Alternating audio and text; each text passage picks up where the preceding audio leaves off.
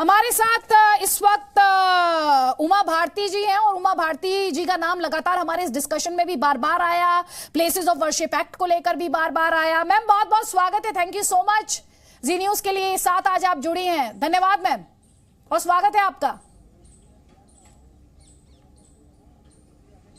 Ma'am सबसे पहले तो मैं आपकी प्रतिक्रिया चाहूंगी, आज डिस्ट्रिक्ट कोर्ट जी नमस्कार, जो डिस्ट्रिक्ट जज द्वारा अंजुमन इंतजामिया मस्जिद कमेटी की जो अर्जी थी उसे डिसमिस कर दिया गया, उसे खारिज कर दिया गया और आप बीजेपी बार बार कहती है ये इस बात को कि अयोध्या झांकी काशी मथुरा बाकी।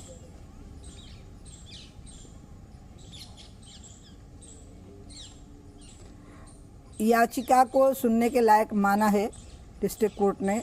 यह एक सकारात्मक दिशा में उठा हुआ कदम है और ये सच्चाई है 91 में जब मनमोहन सिंह जी की, नरसिंह राव जी की सरकार जब पूजा स्थली विधेयक लाई थी जिसमें उन्होंने अयोध्या को इससे बाहर किया था और अडवाणी जी ने मुझे यह अधिकार दिया था कि मैं बहस की शुरुआत करूं, तो उस पर बोलते हुए मैंने पार्लियामेंट में भी यही निवेदन किया था कि आप मथुरा और काशी को भी इस विधेयक से अलग कर दीजिए, क्योंकि ये अयोध्या मथुरा और काशी हिंदुओं के वैसे ही हैं जैसे मुसलमानों के मक्का मदीना हैं और ईसाइयों के वेटिकन सिटी हैं।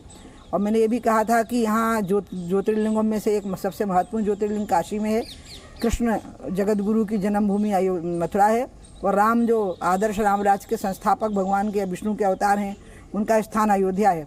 ये तीनों स्थानों को अगर आप ऐसे ही बनाए रखेंगे तो आने वाली पीढ़ियाँ इसको स्वीकार नहीं कर पाएंगी, लोग बार बार अपमानित अनुभव करेंगे और वो अपमान आक्रोश में बदलता जाएगा।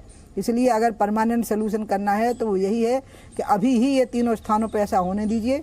तो हिंदू बहुत उदारवादी समाज है, वो एक 3 स्थान को प्राप्त करके इतना प्रसन्न हो जाएगा कि वो बाकी मुसलमानों की किसी मस्जिद पर संकट आएगा तो स्वयं उसकी रक्षा के लिए खड़ा हो जाएगा। लेकिन हमारी बात स्वीकार नहीं की गई और इसलिए अडवाणी जी ने कहा कि हम इस विधेयक का बहिष्कार करेंगे और अंत में हमने इस विधेयक का बहिष्कार करने का फैसला लिया। यानी हमारी पार्टी ने कभी भी इस विधेयक पर सहमति नहीं दी, हमने इस विधेयक को अधूरा माना और अयोध्या मथुरा काशी का समाधान समग्रता से ही करना पड़ेगा, सोचना पड़ेगा, उसकी तैयारी करनी पड़ेगी।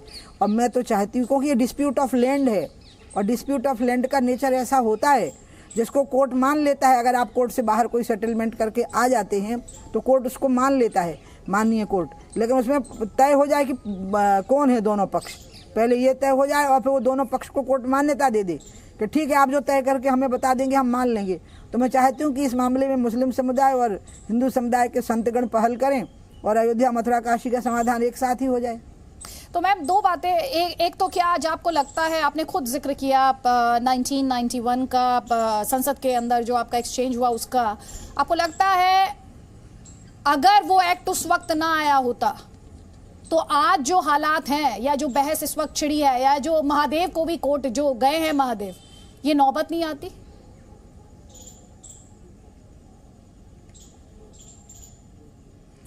कई बार क्या होता है कि हम कुछ ऐसे विधेयक ले आते हैं जो आधे अधूरे होते हैं, तो उनका जो अस्तित्व होता है उसमें जो शक्ति होती है वो नहीं रह जाती। अब जैसे इमरजेंसी थी तो इमरजेंसी भी तो एक पार्लियामेंट में प्रस्ताव पारित करके ही आई थी, बहुमत से प्रस्ताव पास हो गया था क्योंकि विपक्ष का बहुमत नहीं था।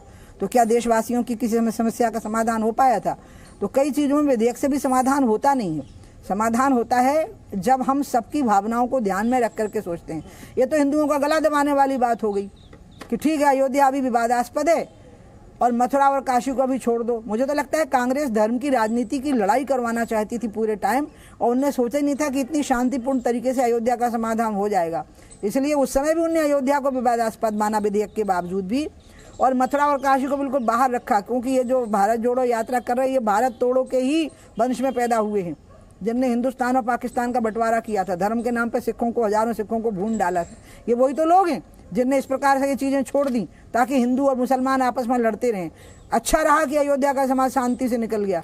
मैं भगवान से प्रार्थना कर रही हूँ कि मथुरा और काशी का समाधान भी शांति से निकाला आवे। तो जी के माध्यम से ही, आपके न्यूज़ चैनल के माध्यम से मैं सबको निवेदन करती हूँ कि इस याचिका की स्वीकृति को आनंद लीजिए, स्वीकार करिए, लेकिन उत्तेजना मत फैलाइए इसको लेके। एक और जो मैम बात सामने आ रही है वो ये आ रही है जो मुस्लिम पक्ष की तरफ से कि हिंदू पक्ष जिस तरह से जश्न मना रहा है वो कह रहे हैं इसमें जीत हार नहीं देखी जानी चाहिए।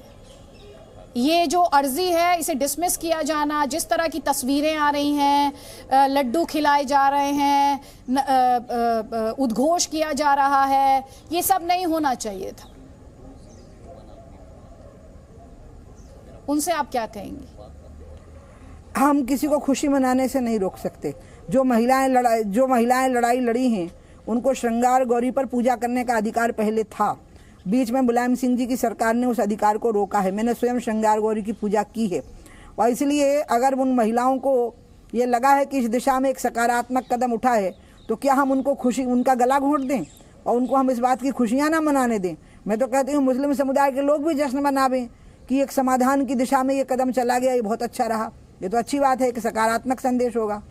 अच्छा, असदुद्दीन ओवैसी तो ये कह रहे हैं कि दरअसल ये अस्थिरता लेकर आएगा, इसके बाद अब बाबरी 2, बाबरी 3 और ये सिलसिला थमेगा ही नहीं।